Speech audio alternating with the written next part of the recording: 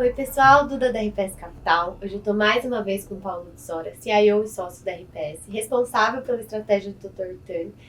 Paulo, eu lembro que na última gravação a gente falou sobre um começo de novembro positivo, né? Um otimismo no mercado depois das eleições, e no final a gente acabou tendo um novembro bem complicado, né? A bolsa caiu em torno aí de 3%, o fundo teve uma performance negativa também, né? De 2,3% versus 1% do CDI. Queria que você comentasse, então, o que aconteceu durante novembro, o que mudou aquele cenário de otimismo pós segundo turno e, enfim, quais foram os destaques do período para a nossa carteira. Bom, Duda, acho que a gente pode dividir em duas questões. Primeiro, lá fora, né, teve um rally muito forte de risco, o S&P, o Nasdaq, que a gente não estava visualizando.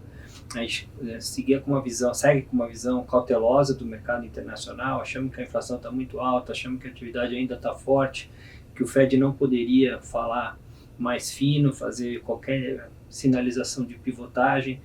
E o que a gente viu, na verdade, foi o mercado ralhar com um ou outro dado de economia um pouco mais fraco, mas assim, muito pouco, ainda com o mercado de trabalho muito forte, ainda com dados de salário muito fortes. E isso pegou a gente um pouco na contramão aí na nossa ponta short, que a gente estava short lá fora, com alguma exposição em Brasil, achando que o mercado ia comprar um Lula um pouco mais otimista, um cenário um pouco mais assim pragmático do Lula, que também foi outra surpresa para novembro. A gente viu o início do governo, aí os primeiros discursos e a indicação aí do fura-teto, a equipe que está parecendo que vai ser colocada para tocar o país, tudo numa direção pior do que a gente estava imaginando, menos pragmático. Isso fez com que a bolsa no Brasil caísse, a gente estava ligeiramente comprado em Brasil. Então acho que isso foi o principal, está um pouquinho comprado em Brasil e está um pouco vendido lá fora, quando o mês de novembro foi bem o contrário disso.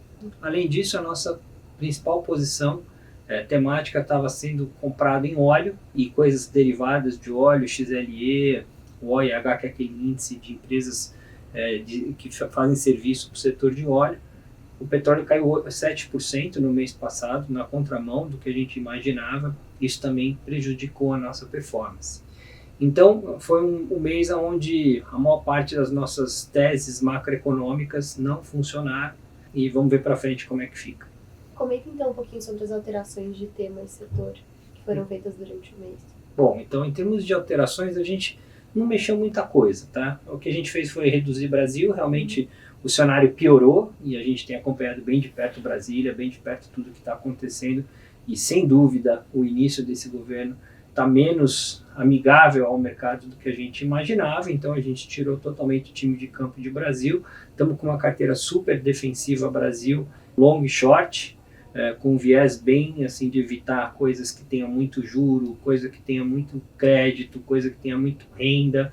Estamos vendo uma economia desacelerar bastante na margem, já estamos até projetando alguma recessão no Brasil no primeiro e no segundo tri, talvez até já no quarto tri. Black Friday muito fraco que a gente viu. Então, tudo que está associado ao mercado doméstico está com um cenário mais difícil. A gente até montou posições shorts em coisas cíclicas domésticas. Seguimos comprado no petróleo, achamos que o tema para 2023 segue sendo esse tema de reabertura chinesa e tudo que tem a ver com isso. E petróleo é uma das coisas que a gente acha que tem mais a ver com isso. Acho que uma notícia bem positiva ao longo de novembro no cenário internacional foi essa flexibilização do Covid-0 na China, mais medidas de estabilização do setor de housing por lá. Acho que dá para construir um cenário com alguma probabilidade de que a China deve ser o vetor de crescimento do mundo em 2023, saindo desse período mais desafiador, que aliás machucou muito a nossa cota ao longo do mês do segundo semestre. A gente estava apostando que a China ia sair do Covid em algum momento já nesse ano, e a coisa foi postergada para agora, para o final do ano, quando a gente começou a ver um rally de commodities. A gente estava achando que esse rally de commodities ia acontecer bem antes.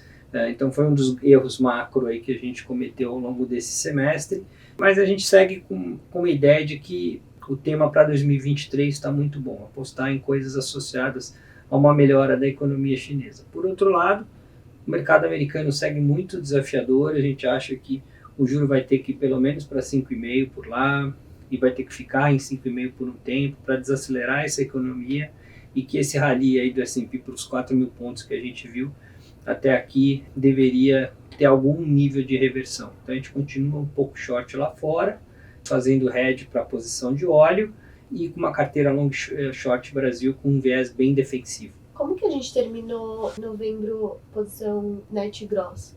Então, a gente passou o mês inteiro com um net variando entre 0% e 20% comprado, e hoje a gente está mais ou menos zerado.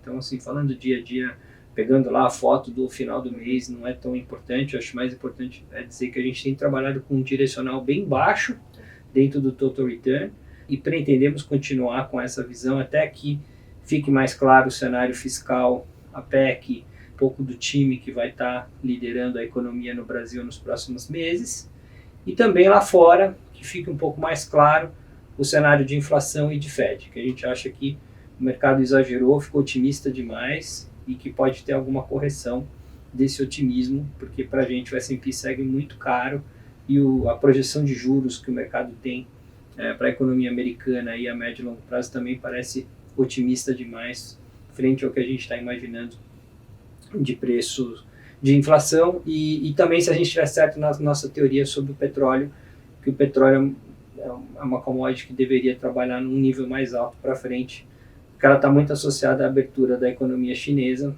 que está consumindo 2,5 milhões de barris de petróleo a menos do que deveria, e que a gente acha que vai voltar assim que a economia reabrir de fato, alguma coisa mais para o final do inverno. Então, se a nossa teoria estiver certa, o juro vai ficar mais alto por mais tempo, a bolsa americana está cara, e aqui no Brasil vamos ficar ainda com uma carteira muito defensiva, esperando as cenas dos próximos capítulos do cenário fiscal e também do time econômico que vai tocar o Brasil nos próximos 4 anos. Tá. A gente entrou em grandes temas, né? Você falou sobre commodities, sobre essa expectativa de subida do petróleo, mas eu queria que você entrasse um pouquinho mais no detalhe dos nomes que estão na nossa carteira de dezembro, enfim, quais são nossas posições aposta aí para o mês que já começou. Então vamos lá, em termos no nosso book macrofatorial, a gente está comprado um pouco nessa reabertura chinesa, então estamos com exposição em 3 ativos principais.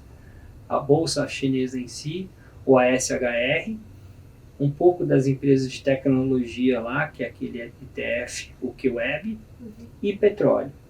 Via o próprio petróleo e via um pouco o XLE e o OIH, que é aquele índice de empresas que fazem serviço para o setor de petróleo. Então, um pouco de cada uma dessas coisas, que compõe mais ou menos uns 10, 12% de posição que a gente está nesse tema China/petróleo. Além disso, a gente tem no Brasil uma carteira long short, com um perfil bastante defensivo, nomes na ponta long, Sabesp, a gente tem uma posição em Ambev, Açaí, Hipermarcas, um pouco de construtora de baixa renda, mas aquelas que estão executando melhor, Direcional, Cury, isso na ponta comprada. Na ponta vendida, empresas que estão mais alavancadas, empresas que têm mais exposição a consumo discricionário, que dependem mais de renda, de otimismo. Aí tem um pouco do setor de airlines, tem um pouco do setor de consumo discricionário, empresas de pagamentos. Então, coisas que a gente acha que tem um perfil de balanço mais alavancado e que estão mais expostas à macroeconomia brasileira, que a gente acha que vai piorar com juro alto e com o PIB desacelerando, principalmente na parte de consumo. A gente está um pouco comprado ainda em outras commodities, com exposição à China. Na margem isso foi uma mudança, a gente não tinha Vale, a gente estava até um pouco short Vale mês passado, e a gente comprou um pouquinho mais no call de derivado da China mesmo. Então é isso, assim, um pouco de commodities na ponta long, bastante China com petróleo, e no Brasil uma carteira long short com perfil defensivo do lado comprado e mais arriscado, mais discricionário no lado vendido.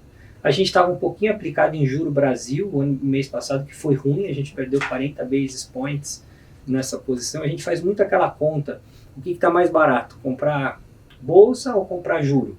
Né? A gente viu o juro estressar bastante ali no período pós-eleição, com as declarações do PT, enfim, com os nomes que foram indicados, aí, ventilados para o Ministério da Economia. O juro estressou pra caramba, a bolsa não caiu tanto, quanto o juro. Aí a gente resolveu aplicar um pouquinho de juro contra a bolsa. O mês passado não foi bom, mas esse mês a gente compensou, já até saímos dessa posição. A gente tinha perdido 40 basis points no mês passado nessa carteira de juro Brasil, que a gente recuperou agora no início desse mês. O juro já deu uma fechadinha, agora a gente já acha que não tem mais tanta gordura de curto prazo, com as incertezas macro que ainda estão rolando. Perfeito. Obrigada. Eu que agradeço. A gente se encontra aqui de novo e até mais. Até mais.